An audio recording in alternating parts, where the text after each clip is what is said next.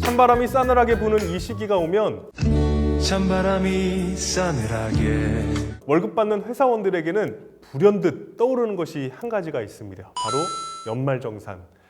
올해 2월달 세금을 더 내셨나요? 아니면 환급 받으셨나요? 13월에 월급이 될지 아니면 13월에 세금 폭탄이 될지는 연말정산을 어떻게 사전에 잘 준비하느냐에 승패가 결정이 된다고 하는데요. 오늘 이 시간 연말정산 꿀팁을 대방출하도록 하겠습니다. 도움 말씀에 세종 TSI 김민정 세무사님 자리해 주셨습니다. 안녕하세요.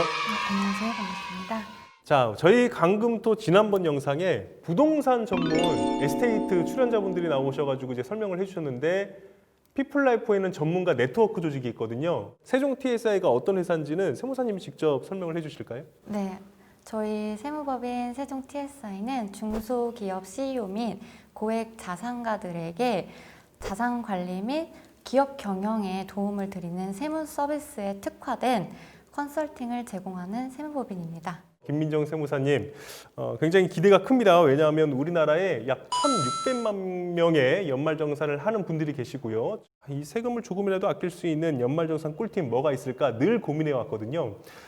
자, 이제부터 하나씩 좀 풀어가 볼 텐데요.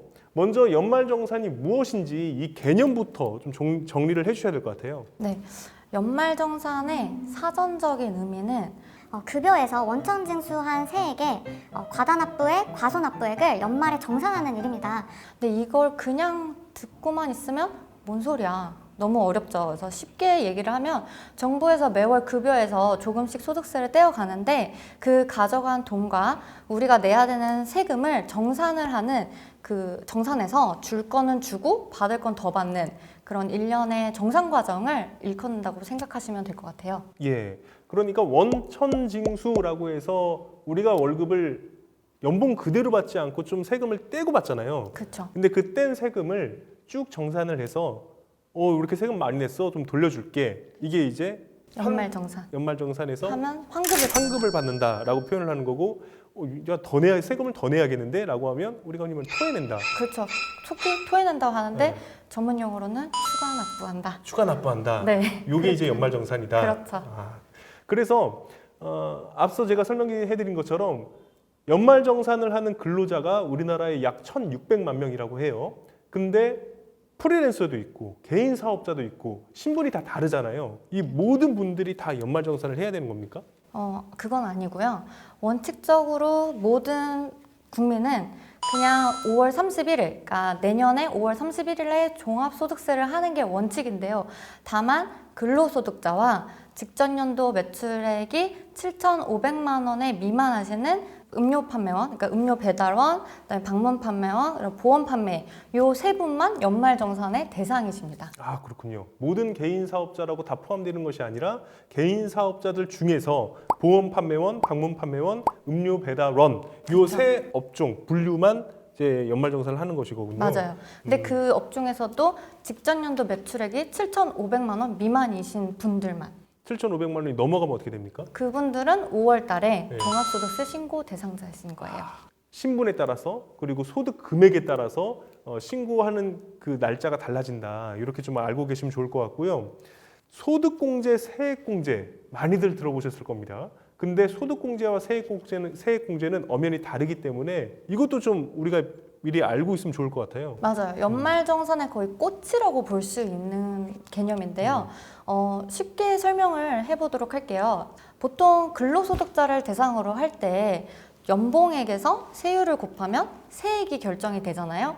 이때 소득공제라 하면 이 연봉액을 줄여주는 역할을 하는 금액이고요. 그다음에 세액공제라 하면은 세금을 줄여주는 그런 친구라고 생각을 하시면 좀 더 이해하기가 수월하지 않을까 생각됩니다. 예, 내가 연봉이 많다, 소득 규모가 많다라고 하신다면 소득 공제가 유리하고 나는 평균 임금을 받고 있다라고 하신다면 소득 공제보다는 세액 공제가 더 큰 절세 효과를 볼 수 있다라고 하는데 맞습니까? 되게 좋은 포인트를 짚어주셨어요. 그래서 저희 세법에서는 아시다시피 누진세율을 적용하고 있잖아요. 그래서 연봉이 높으면 높을수록 한계세율이 점점 올라가는 그런 구조를 갖고 있기 때문에 고소득자일수록 연봉액을 줄이면 줄일수록 한계세율이 높기 때문에 더 많은 세금을 절약할 수 있는 결과를 낳게 되는 거죠. 네, 그래서 말씀하신 것처럼 연봉이 높은 자는 소득공제에 좀 더 신경을 쓰는 것이 좋고, 만약에 평균이다 본인이 그러면 아무래도 고액연봉자나 아니면 그냥 평범한 사람이든 똑같은 세액을 공제받을 수 있기 때문에 세액공제에 좀 더 치중을 하는 게 오히려 나을 수도 있는 거죠. 자, 설명해 주신 것처럼 우리나라는 누진세율이라고 해서 소득 규모가 많을수록 고소득자일수록 세금을 더 많이 내지 않습니까? 그렇죠. 그 과세표준 구간이 있다고 하던데 좀 설명을 해주실까요? 네, 저희 과세표준 구간은 우선 총 급여액이라고 하는 개념을 쓰지만 쉽게 그냥 연봉이라고 생각을 하시면 편하네요. 그래서 연봉이 1,200만 원 이하다. 그러면 6%의 세율을 적용받게 되고요. 네. 그다음에 1,200만 원 초과하고 4,600만 원 이하이면 15%입니다. 4,600만 원을 버신다면 아까 1,200만 원은 6%라고 말씀을 드렸잖아요. 그러니까 4,600 마이너스 1,200만 원에 대해서 15%를 과세하는 거고 나머지 1,200만 원에 대해서는 6%를 이런 과세 구간에 갔는데요. 세율별로 알려드리자면 1,200만 원 이하는 6%, 4,600만 원 이하는 15%, 8,800만 원 이하는 24%, 1억 5천만 원 이하는 35%, 그리고 3억 원 이하는 38%, 5억 원 이하는 40%고 올해부터 5억 원 초과자에 대해서 42%라는 새로운 구간이 신설되었어요. 그래서 아무래도 소득세율이 좀 더 높아졌다고 볼 수 있겠죠. 5억 원이 초과가 되면 세율이 42%라고 말씀을 해주셨는데요. 여기에 지방소득세 10%가 가산이 되면 거의 50% 육박하거든요. 46.2%니까. 그러니까 내가 연봉이 6억 원이다. 그러면 한 해 세금으로 3억 원을 내는 거예요. 그렇죠. 예, 세금이 어마어마합니다. 하지만 고소득자일수록 국가 경제 발전에 이바지한다. 노블리스 오블리제 이렇게 생각하시면 네. 괜찮을 것 같지만 그게 막상 내 일이라면 마음 아프죠. 그렇죠, 마음 아프거든요. 네. 그래서 이제 세금을 아낄 수 있는 연말정산 꿀팁을 지금부터 하나하나씩 공개를 해드리도록 하겠습니다.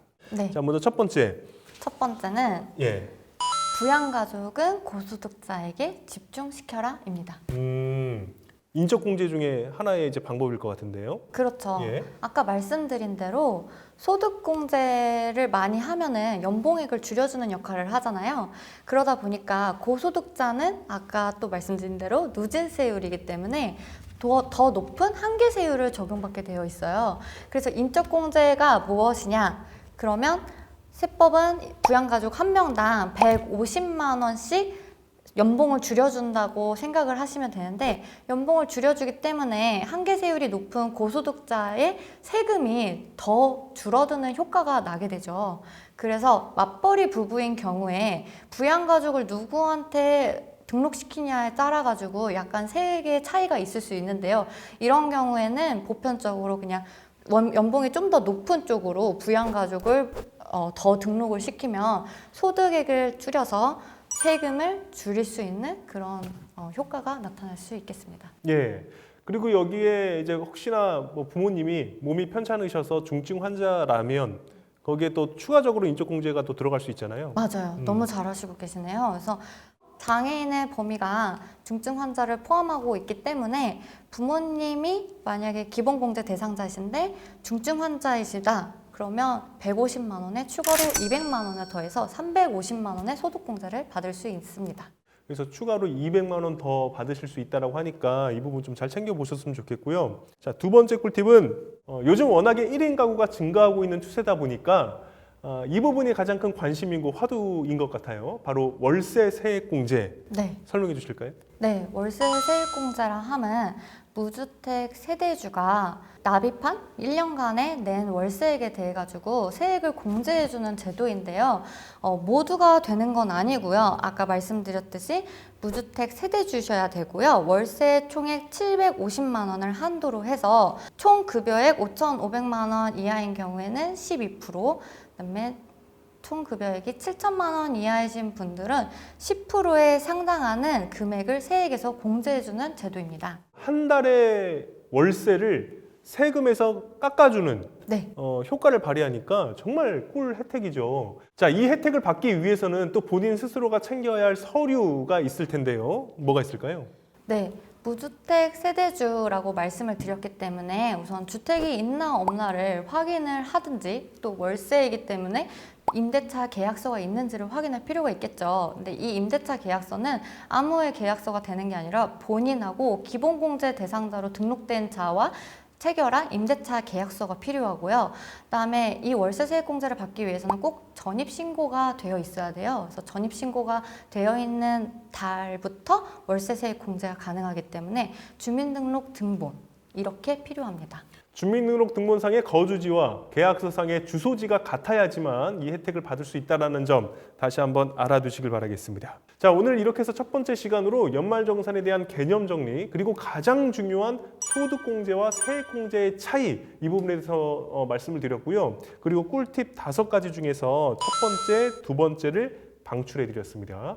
자, 오늘 여기 이 첫 번째 편은 여기서 마무리를 하고 우리가 네. 두 번째 시간에 정말 많은 사람들한테 해당되는 거 그렇죠. 어떻게 소비를 해야 되느냐 그리고 간소화 서비스에서 누락되는 거를 본인 스스로 어떻게 챙겨야 되느냐 이것이 진짜 많은 사람들이 해당되는 부분이기 때문에 더 중요한 내용인 것 같습니다. 두 번째 시간에서 뵙도록 하겠습니다.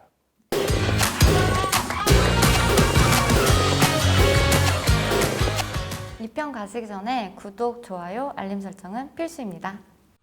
보험 클리닉 디플라이프